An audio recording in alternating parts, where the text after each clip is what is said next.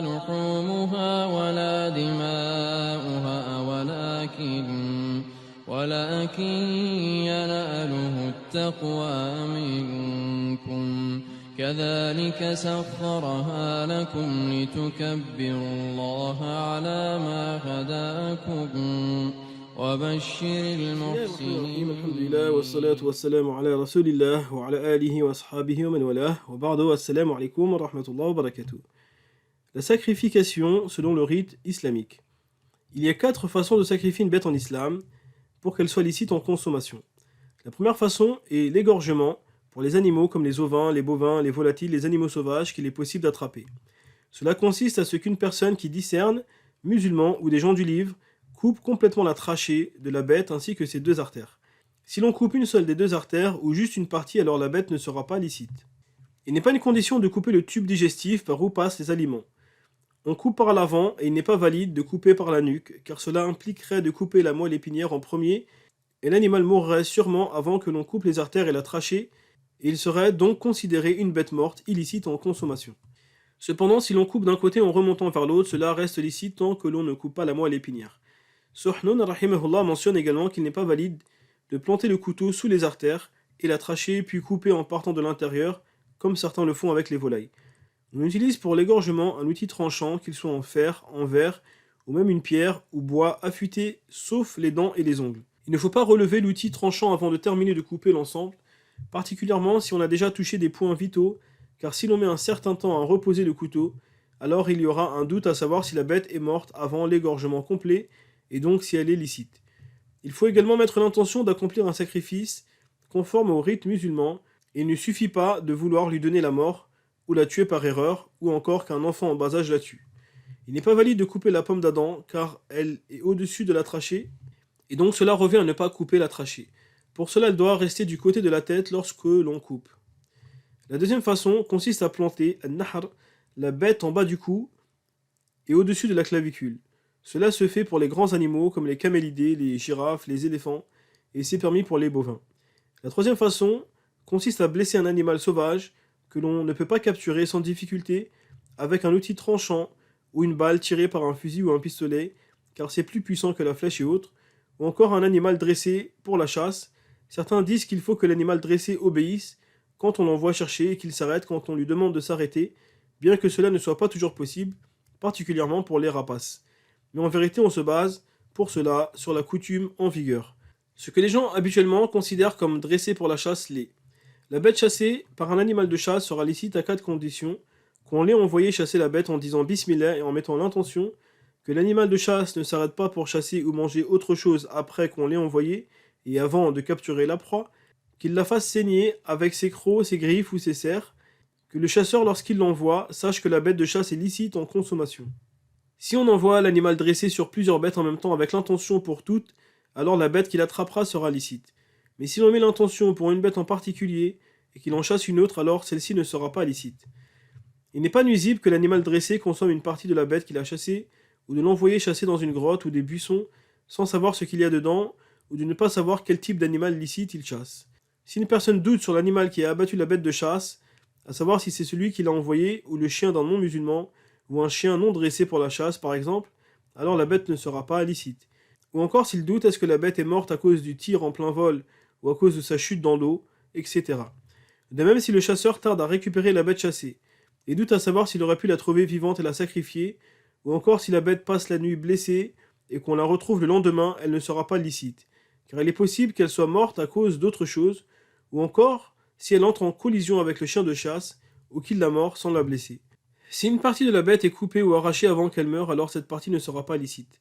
Si une personne passe devant la bête blessée et peut la sacrifier avant qu'elle meure, et ne le fait pas, alors il devra dédommager le chasseur pour cette négligence, selon l'avis connu de l'école, et la bête sera illicite à la consommation. Cela car le fait de ne rien faire est considéré comme une action, et tout comme la personne qui ne porte pas assistance à une personne en danger, alors qu'il en a la capacité, devient responsable juridiquement en islam. À plus forte raison si c'est lui qui cause la perte de la personne ou du bien, ou donne des indications à un voleur, etc. Celui qui possède la bête sera le premier à mettre la main dessus, ou à l'amener chez lui, ou à lui casser une patte, même si quelqu'un d'autre l'a vu avant lui, car toute personne qui précède une autre pour une chose licite est plus en droit de cette chose. S'ils sont plusieurs à l'avoir capturé, comme s'il y a un rabatteur et un piégeur, alors ils sont associés sur la bête en fonction du salaire que chacun prend habituellement. Si on tire sur la bête et qu'elle s'immobilise, il devient obligatoire de la sacrifier.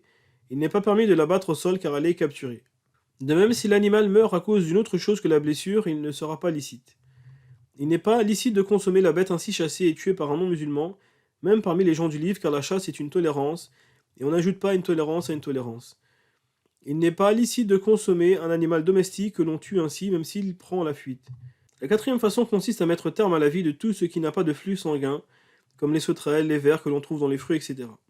En faisant le nécessaire pour la tuer le plus rapidement possible, bien que cela reste licite même si l'on met du temps à la tuer, comme si on coupe une aile, un pied ou qu'on la met dans l'eau bouillante par exemple. Ahmed rahimahullah rapporte selon Ibn Umar radiallahu anhu, le prophète sallallahu alayhi wa sallam a dit, nous sont autorisés 2 types de bêtes mortes, le poisson et les sauterelles. Il faut pour cela mettre l'intention, et la bête ne sera pas licite sans l'intention de la sacrifier, et si on se contente de la tuer juste pour mettre fin à sa vie ou pour la repousser. Il faut également pour le musulman dire Bismillah. Allah Ta'ala dit dans le verset 121 de la sourate 6, et ne mangez pas de ce sur quoi le nom d'Allah n'a pas été prononcé, car ce serait une perversité. Le mieux est de dire Bismillah Allahu Akbar. Si le musulman oublie de mentionner le nom d'Allah ou qu'il ne peut pas le prononcer, comme pour le muet, alors cela est pardonné et la bête reste licite. Pour la chasse, l'intention et dire Bismillah doivent se faire au moment où l'on tire ou au moment où l'on envoie le chien dressé. Remarque, il y a une condition pour le sacrifice des gens du livre, qu'ils sacrifient des bêtes qui sont licites à la base pour nous et qu'ils n'invoquent pas autre qu'Allah dessus. Il est détestable de consommer les bêtes qu'ils sacrifient pour leur fête ou qu'ils sacrifient au nom d'Allah dans le but de se rapprocher de Isa ou de la Vierge en leur donnant la récompense. S'ils consomment et s'autorisent la bête morte, alors il est une condition qu'un musulman qui connaît les règles du sacrifice soit présent, car il se peut qu'il tue la bête sans l'égorger, vu que c'est licite pour lui. Il n'est pas une condition qu'il évoque le nom d'Allah sur la bête contrairement aux musulmans. Il est interdit de consommer ce que les gens du livre sacrifient et qui est confirmé illicite pour eux dans le Coran, comme l'oie ou le chameau pour les juifs. Mais si ce n'est pas confirmé dans le Coran et la Sunna, mais que c'est eux qui nous en informent, ce sera détestable. Allah Ta'ala dit dans le verset 146 de la sourate 6, « Aux Juifs nous avons interdit toute bête à ongles uniques, des bovins et des ovins, nous leur avons interdit les graisses, sauf ce que portent leur dos, leurs entrailles ou ce qui est mêlé à l'os. Il est détestable pour nous d'acheter ce qu'ils ont sacrifié et qui est licite pour eux dans leur législation. Il est détestable de les employer en tant que bouchers pour la viande sacrifiée selon le rite musulman ou la vente de nourriture ou affaires importantes. Il est détestable de consommer le gras des bêtes que sacrifient les Juifs, pas ce qui est mélangé avec les os mais le gras pur, ni ce qui est sur le dos ou avec les intestins, car Allah a accepté cela, il est détestable d'acheter cela. Il est détestable de consommer la bête sacrifiée par un hermaphrodite, une personne castrée ou un pervers, mais pas celle sacrifiée par la femme, ni l'enfant discernant, ni l'incirconcis, ni la personne des gens du livre qui sacrifie pour lui-même, ce qui lui est licite dans sa législation. Il est obligatoire de pratiquer le nahr pour les chameaux et les girafes et il n'est pas valide de les égorger, sauf en cas de nécessité. Comme pour une personne qui n'a pas d'outil adapté ou si la bête tombe dans un trou et qu'on ne peut pas faire autrement par exemple. Il est obligatoire d'égorger les autres animaux, bestiaux, volatiles, etc. Et il n'est pas valide de les planter au-dessus de la clavicule même par oubli, sauf en cas de nécessité, comme pour une personne qui n'a pas d'outil adapté ou si la bête tombe dans un trou et qu'on ne peut pas faire autrement par exemple. Il fait exception à cela les bovins, les zèbres, les chevaux et mules sauvages. Il est permis de les égorger ou de les planter au-dessus de la clavicule, mais le mieux est l'égorgement. Le fer est meilleur pour l'outil de sacrifice que les autres matériaux. Il est également recommandé de bien aiguiser l'outil pour alléger le sacrifice à l'animal. Il est préférable pour les chameaux de les sacrifier debout, de face, en leur attachant le pied gauche. Le sacrificateur se tiendra du côté de la jambe droite qui n'est pas attachée, en maintenant la lèvre supérieure de l'animal. Il le plantera au-dessus de la clavicule en disant le nom d'Allah. Al-Bukhari et Muslim rahimahumallah rapportent, selon Ibn Umar radiallahu anhuma, il passa devant un homme qui avait fait asseoir sa chamelle pour la sacrifier et il lui dit « Mets-la debout en lui attachant le pied comme est la sunna de Mohammed. » Il est préférable d'allonger les autres bêtes pour le sacrifice avec douceur et de ne pas les jeter violemment. Al-Nasa'i rahimahullah rapporte selon Shaddad bin Aus, radiallahu anhu, le prophète sallam a dit « Certes Allah a prescrit la bienfaisance pour toute chose. Quand vous tuez, faites-le de la meilleure façon, et lorsque vous égorgez, faites-le de la meilleure façon, que l'un de vous aiguise bien sa lame et qu'il apaise sa bête de sacrifice. Il est préférable de l'orienter vers la qibla et de faire de la place entre les poils à l'endroit où l'on compte sacrifier. Il est détestable de sacrifier les bêtes les unes devant les autres autour d'un même trou, car cela est une forme de torture et elles ressentent ce qui se passe. Il est détestable de les dépecer ou de commencer à couper les membres ou de les brûler juste après le sacrifice et avant que l'âme ne soit complètement sortie du corps, car cela est une forme de torture. Si c'est avant le sacrifice, alors les membres coupés ne seront pas licites. Il est recommandé de laisser le corps reposer jusqu'à ce qu'il devienne froid, sauf pour le poisson, il est permis de le découper et de le mettre au feu avant sa mort, car ce dernier ne nécessite pas de sacrifice. Il est détestable de couper la trachée et les artères de la bête et de continuer ainsi jusqu'à couper complètement la tête du corps, bien que la bête restera licite. Il est licite de sacrifier une bête qui est sur le point de mourir, dont les points vitaux ne sont pas atteints, et dont on n'espère pas qu'elle vive, que ce soit à cause d'une chute, maladie ou autre. La bête sera licite à condition qu'elle fasse un mouvement énergique lorsqu'on la sacrifie, qui montre que l'âme est sortie par la cause du sacrifice, ou si le sang jaillit abondamment lors du sacrifice. Si la bête n'est pas licite, il reste quand même recommandé de l'achever afin d'apaiser ses souffrances. Les points dits vitaux sont la moelle épinière, les artères, la sortie de la cervelle de son emplacement, la sortie du cœur, du foie, de la rate, du rein ou des intestins, ou que les intestins soient percés. Ces points vitaux sont atteints par cause d'étranglement, de choc, de chute, d'encornement, d'agression d'un prédateur, etc. Allah Ta'ala dit: vous sont interdits la bête trouvée morte, le sang, la chair de porc, ce sur quoi on a invoqué un autre nom que celui d'Allah, la bête étouffée, la bête assommée, ou morte d'une chute, ou morte d'un coup de corne, et celle qu'une bête féroce a dévorée, sauf celle que vous égorgez avant qu'elle ne soit morte. Il n'est pas licite de sacrifier ainsi une bête illicite à la consommation comme le porc ou l'âne domestique, le mulet ou le cheval, et ils seront considérés comme des bêtes mortes souillées. Si l'on sacrifie une femelle porteuse, alors l'embryon sera licite à la consommation, car le sacrifice de la mère suffit pour les deux. Cela à condition que l'embryon ait l'apparence d'un être vivant et qu'il ait quelques poils sur son corps. Abu Daoud rahimahullah rapporte selon Jabir radiyallahu anhu, le prophète sallam a dit: le sacrifice de l'embryon suit le sacrifice de sa mère. De même, les œufs seront licites à la consommation si on les sort après le sacrifice de la mère, mais pas si la mère meurt sans sacrifice. Si le bébé sort vivant du corps de sa mère ainsi sacrifié, alors il ne sera pas licite sans sacrifice, à moins qu'il ne meure aussitôt avant qu'on ait le temps de sacrifier, alors c'est comme s'il était déjà mort et il sera licite. Également, si la mère fait une fausse couche, et que le bébé sort vivant avec une apparence d'animal et des poils, alors il faudra le sacrifier pour le consommer. Mais s'il n'apparaît pas la forme d'un animal, ou qu'il n'a pas de poils, alors le sacrifice ne sera pas valide, et ce sera une bête morte, souillée. Remarque, il est interdit de chasser pour passer le temps, ou s'amuser à piéger les animaux, ou juste pour les regarder, mais si c'est dans le but de les sacrifier, ou d'en faire acquisition, alors cela est permis.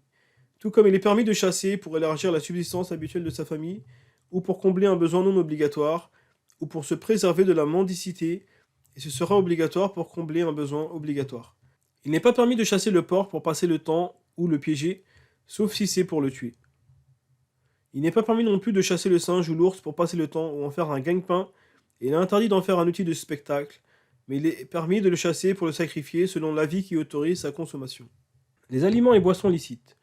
Tout ce qui est pur est licite, comme les grains, les légumes, les plantes qui n'ont pas d'incidence sur la raison, le lait, les œufs, etc. Il fait exception aux choses pures, la sauterelle, qui n'a pas été sacrifiée selon le rite islamique, ou encore le poison ou les produits stupéfiants. Il n'est pas permis de consommer ce genre de choses.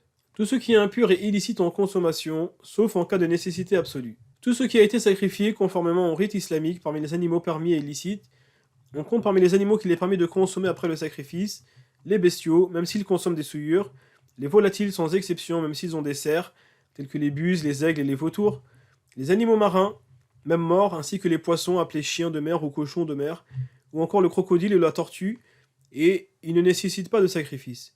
Les animaux sauvages, tels que les ânes sauvages et buffles, la girafe, la gazelle, le lapin, la gerboise, la souris, le daman, la taupe, le hérisson, le serpent dont on est à l'abri de son poison, la sauterelle, les insectes, tels que les scorpions, le scarabée, le criquet, la blatte, la fourmi, le ver, l'acarien, etc. Il fait exception aux animaux sauvages, les prédateurs et la chauve-souris, ceux-ci sont détestables. Si un ver meurt dans la nourriture et qu'on peut le distinguer, alors il sera obligatoire de le faire sortir car il est mort sans sacrifice. Mais il ne sera pas demandé de jeter la nourriture vu que le ver est pur même mort. S'il n'est pas mort, il sera permis de le manger avec la nourriture avec l'intention de le sacrifier, en le mâchant et en mentionnant le nom d'Allah. Cependant, si une quantité importante de vers meurt dans la nourriture et se fond dedans au point qu'il n'est pas possible de les distinguer, alors on jettera la nourriture, ou il sera possible de la donner à manger à un chien, un chat ou autre. Si les vers sont en petite quantité, alors il sera possible de la consommer. Par contre, il est permis de consommer les vers qui naissent dans des fruits, sans problème, et même s'ils meurent dedans, qu'on puisse les distinguer ou non. Toutes les boissons sont licites, sauf ce qui a une incidence sur la raison. Les boissons enivrantes sont illicites à la consommation et sont considérées souillures. De même, les plantes qui agissent sur la raison, comme le hashish et l'opium, sont illicites, mais sont considérées pures. Il n'est pas interdit de consommer ce qui ne produit pas d'effet sur la raison en infime quantité, comme la noix de muscade dans la nourriture. Bien que cela reste détestable, il est interdit de consommer ce qui nuit au corps, comme le poison. Il est permis de consommer des choses qui sont de base illicites en cas de nécessité, pour préserver sa vie ou d'un désagrément majeur, en prenant le minimum nécessaire. Il fait exception à cette tolérance la consommation d'un être humain. Il n'est pas permis de le consommer même en cas de nécessité absolue, car sa consommation est nocive et certains disent aussi parce qu'il est noble. De même, il n'est pas permis de boire de boissons enivrantes même en cas de nécessité, car cela n'étanche pas la soif, sauf pour décoincer une chose bloquée dans la gorge. Il est stipulé dans le Muwatta qu'il est permis pour la personne en détresse de manger à satiété de la bête morte et d'en faire provision jusqu'à trouver de quoi se suffire. Ensuite, il sera obligatoire de s'en débarrasser. Dans la nécessité, on consommera de préférence la nourriture d'une personne qui n'est pas en détresse, si l'on ne craint pas la sentence du vol ou de se faire frapper ou tuer. Puis la bête qu'a chassé un pèlerin et qui a été égorgée avant qu'elle meure, puis la bête de chasse morte, puis la bête morte d'elle-même, puis la bête qu'a tué le pèlerin, puis la viande de porc. On consommera les animaux sur lesquels il y a divergence, comme les chevaux, avant ceux sur lesquels où il n'y a pas de divergence, comme l'âne domestique. Il est permis, pour la personne en détresse, de prendre de force de la nourriture de la personne qui n'est pas en détresse, et qui refuse de l'aider après l'avoir informé de sa situation. Les aliments qu'il est détestable de consommer.